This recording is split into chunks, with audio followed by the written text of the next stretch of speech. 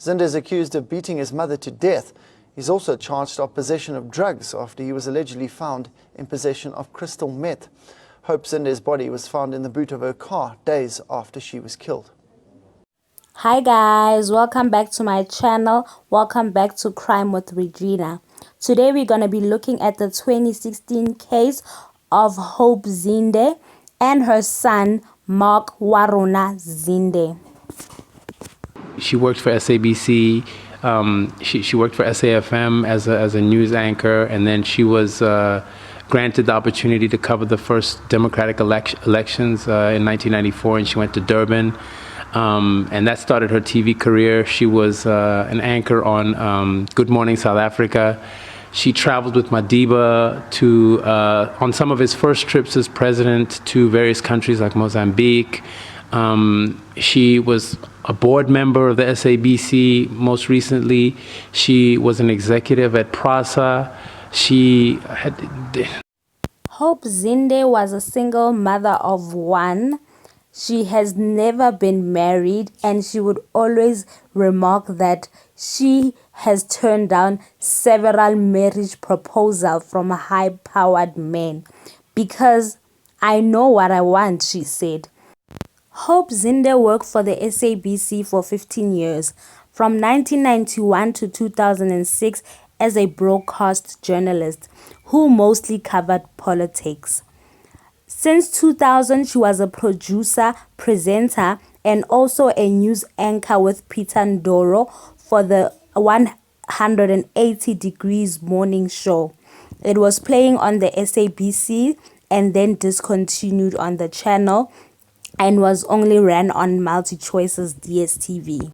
In 1998, she started running a PR communications company called Hope Zinde Communications. She worked with various brands including Coca-Cola. Hope had one son by the name of Mark Waruna Zinde, and in high school he was a good child. He even was a prefect at some point. He matriculated in 2010 and then moved on to go to a private college, which was in Pretoria. That's when his personality changed and he also started doing drugs. In 2013, the problem became so bad that the mother even had to take her son to rehab. Things didn't get better because he just kept on locking himself in his room, became really angry, and sometimes became violent. When he was still studying in college, his mother had his life set for him. He had an apartment. He even had a Mercedes Benz. What every university or college boy would dream of. Like, the mother worked so hard that the boy was set. If it is Waruna who brutally murdered her mother, and I say this "if" with capital letters, I know that the kind of hope, the hope that we talk about was human, the hope that we talk about was loving, lovable, has forgiven him already. Waruna needs us. We need to take this opportunity that has happened to the Zinde family to look at a bigger picture and save our children from drug lords, save our country, save our future. By the time of the incident, Waruna had moved back with his mother in Brits, northwest of South Africa. A family friend had been worried about Hope because she hadn't heard from her in a couple of days. She decided to go and check, but when she got there, her son Mark could not let her in. She had to now call the police, call the security of the estate to get him to let them in. When the police finally arrived, he let them in. They could see a blood trail that was leading into the garage. When they got into the garage, they found two vehicles, one belonging to him and one belonging to his mother. And in the boot of his mother's car, they found the body of Hope Zinde. They also found a dumbbell that was weighing 10 kgs, and it looked like the murder weapon because it had blood all over it.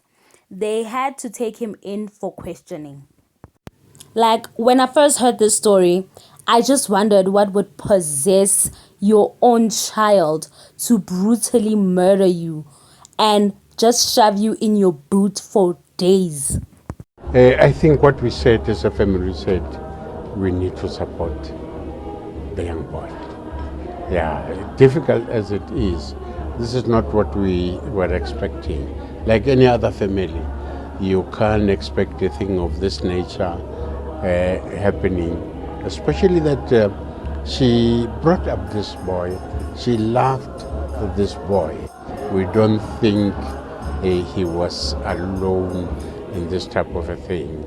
Yeah, we think there might have been some people who, I don't want to say, who urged or did help him to do things of this nature. Mark Warona Zinde was finally arrested for his mother's murder and appeared in court 2 months later for bail hearing, and he got the bail that was 10,000 rand, and then he was sent to go live with his father. But unfortunately, during his bail, he continued with his drugs, and when the father intervened and tried to set him straight, he ended up beating his own father. But the stepmother was around and was able to help the father and broke the fights, and he was sent back to jail. State and defense agreed that Mark Zinde's bail be revoked following the arrest of the accused in Vereniging for allegedly assaulting his father. The state argued that it is in the best interest of justice that the bail be cancelled after the accused failed to adhere to bail conditions. The accused should not be granted bail on the following facts. He may threaten or endanger the lives of the witnesses in the Deer case, as well as of the community, even to himself. The accused did not adhere to the bail conditions in a murder case. He does not have an alternative address where he may stay or live while on bail.